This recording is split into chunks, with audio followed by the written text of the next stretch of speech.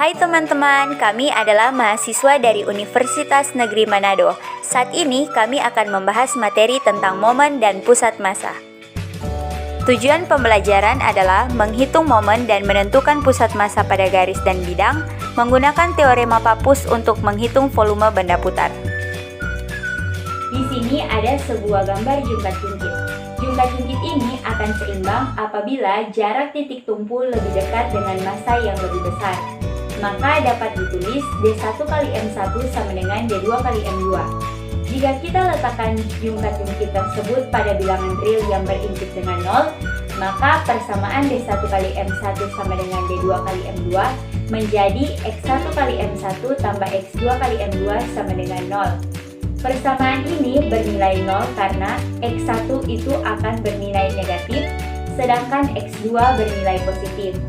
Hasil kali massa dari suatu partikel dan jaraknya yang berarah dari suatu titik acuan disebut momen partikel terhadap titik acuan tersebut. Maka persamaan X1 kali M1 tambah X2 kali M2 sama dengan 0 merupakan momen total terhadap titik tumpunya sama dengan 0. Kita masuk pada momen. Jika diperumum, sistem massa Mi sampai dengan Mn yang tersebar di posisi X1 sampai dengan Xn pada garis bilangan real mempunyai momen atau total dengan rumus M sama dengan sigma Xi dikali dengan Mi. Sistem ini akan seimbang di titik tumpunya yang berimpit dengan 0 bila M sama dengan 0. Namun, secara umum suatu sistem akan seimbang di suatu titik tertentu, tidak harus di 0. Maka lewat video pembelajaran ini kita akan bersama-sama belajar bagaimana cara memecahkan masalah tersebut. Kita masuk pada pusat massa. Kita misalkan titik pusat massanya adalah X bar. Maka momen total terhadap X bar haruslah sama dengan 0, yakni sigma I dikali Xi kurang X bar dikali Mi sama dengan 0. Dari sini kita dapat persamaan bahwa sigma I dikali Xi dikali Mi sama dengan X bar sigma I Mi. Sehingga X bar sama dengan sigma I sama dengan 1 sampai ke N dikali Xi dikali Mi dibahagi dengan sigma I sama dengan 1 sampai ke N dikali Mi sama dengan M per M. Dengan M momen total terhadap 0 dan M massa total, I termasuk dalam sistem diskrit karena di sini kita punya sigma. Yang berdasarkan 1, M2 dan tetapi X1, X2, dan X3 di sekian sudut garis. Gimana pusat massanya? Salah.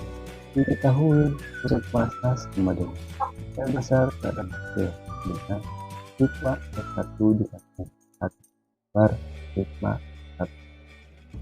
Jadi pusat massa sama dengan X1 dikali yang M1 tambah X2 dikali yang M2 ditambah 3 kali yang 3 per M1 ditambah M2 dengan 5 per 9. Lalu kita bisa disederhanakan menjadi 0,26. Jadi pusat massanya berada di titik 0,6. Distribusi massa kontinu pada garis. Sekarang, misalkan kita mempunyai seutas kawat lurus yang menempati selang A dan B pada garis bilangan real. Bila rapat massanya konstan, maka massa kawat tersebut mudah dihitung. Kita hanya perlu mengalihkan rapat kawat massa tersebut dengan panjangnya M sama dengan rapat ikat kali B kurang A. Bagaimana bila rapat massanya tidak konstan? Bila rapat massanya tidak konstan, maka rapat massa sama dengan rapat massa X. Maka kita perlu mengintegralkannya. Massa irisan delta M setara dengan rapat massa X delta X. Momen irisan delta M sama setara dengan X rapat massa X delta X. Jadi massa kawatnya M sama dengan integral A ke B rapat massa X delta X, dan momen M sama dengan integral A ke B X rapat massa X dx. Jadi pusat massa kawat tersebut terletak di X sama dengan M per M sama dengan integral A ke B X rapat massa X dx per integral A ke B rapat massa X dx. Terima kasih. Baiklah, saat ini dengan saya Vini Anabella Tendean, saya akan menjelaskan contoh soal dari materi distribusi massa kontinu pada garis. Soalnya sebagai berikut. Diketahui kawat sepanjang 25 cm mempunyai rapat massa akar X dalam bentuk gram per cm. Dengan X adalah jarak dari titik ujung kiri kawat tersebut.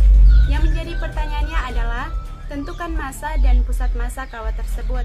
Penyelesaiannya, misalkan titik ujung kiri adalah 0, maka massa kawat tersebut dapat kita gunakan rumus seperti yang kita ketahui bahwa rapat massa tidaklah konstan, yaitu akar X, jadi kita perlu mengintegralkannya. Jadi kita gunakan rumus massa atau sering disimbolkan dengan M kecil sama dengan integral dari A sampai B dikali rapat massa dx. Nah, dari rumus ini kita langsung saja substitusikan hal-hal yang sudah kita ketahui dari soal tadi. Maka dia akan menjadi massa atau M sama dengan integral dari 0 sampai 25 dikali akar X dx. Nah, kemudian kita integralkan menjadi 2/3 dikali X dikali akar X dengan batas bawah dan batas atas adalah 0 dan 25. Nah, ketika sudah dalam bentuk ini langsung saja kita substitusikan batas atas dan batas bawah pada X, sehingga kita dapat peroleh 250/3 gram. Nah, berikut kita akan mencari momen dari kawat tersebut.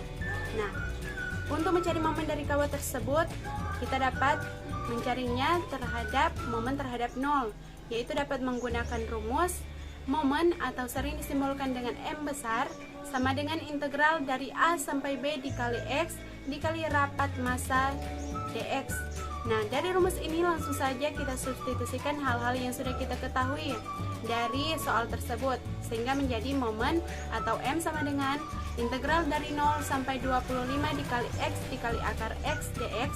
Kemudian kita integralkan menjadi 2/3 dikali X kuadrat dikali akar X dengan batas bawah dan batas atas adalah 0 dan 25. Karena sudah dalam bentuk ini langsung saja kita substitusikan batas bawah dan batas atas pada X, sehingga kita dapat peroleh nilainya yaitu 1250 gram dikali cm. Nah, dari sini kita langsung saja mencari pusat massanya dengan rumus X sama dengan momen dibagi massa. Nah, dari sini kita substitusikan nilainya yaitu 1250 dibagi dengan 250/3. Nah, kemudian kita mendapatkan hasil 15 cm. Jadi untuk pusat massanya ada di 15 cm dari titik ujung kiri kawat tersebut. Sekian dan terima kasih.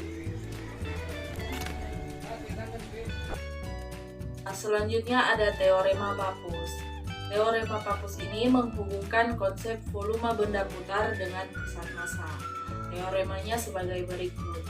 Jika suatu daerah R pada bidang diputar mengelilingi sebuah garis pada bidang tersebut yang tidak memotong R, maka volume benda putar yang terbentuk sama dengan luas daerah R kali keliling lingkaran yang ditempuh oleh pusat massa R.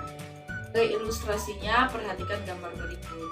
Itu adalah daerah tutup yang dibatasi oleh 4 kurva, yaitu Fx, Gx, X sama dengan A, dan X sama dengan B, sehingga terbentuk daerah tutup R. Nah, kita peroleh pusat massanya yaitu X bar dan Y bar. Misalkan kita ingin menghitung benda putar tersebut jika benda tersebut mengelilingi suku Y. Nah, kita misalkan di sini A menyatakan luas daerah tersebut.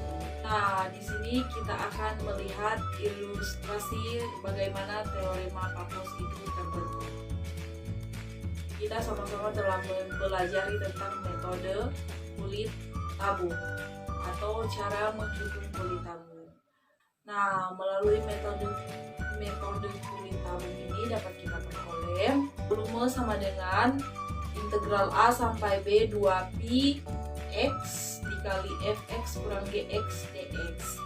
Nah, atau dapat kita sederhanakan menjadi 2pi integral A sampai B X dikali Fx kurang Gx dx. Nah, sehingga dapat kita peroleh hasilnya menjadi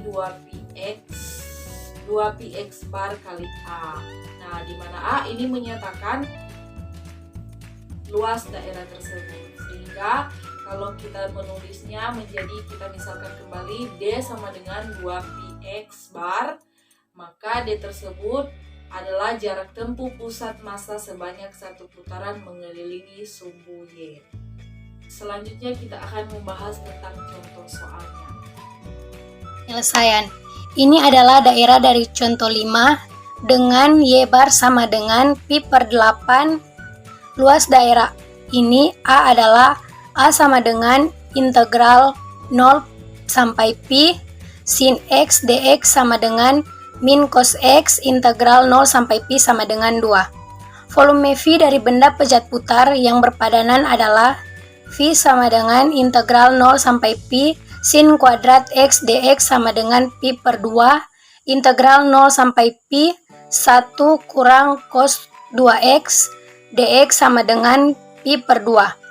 X kurang 1/2 sin 2X integral 0 sampai pi sama dengan pi kuadrat per 2. Untuk memeriksa kebenaran teorema Pappus ini, kita harus memperlihatkan bahwa A 2 pi Y bar sama dengan V.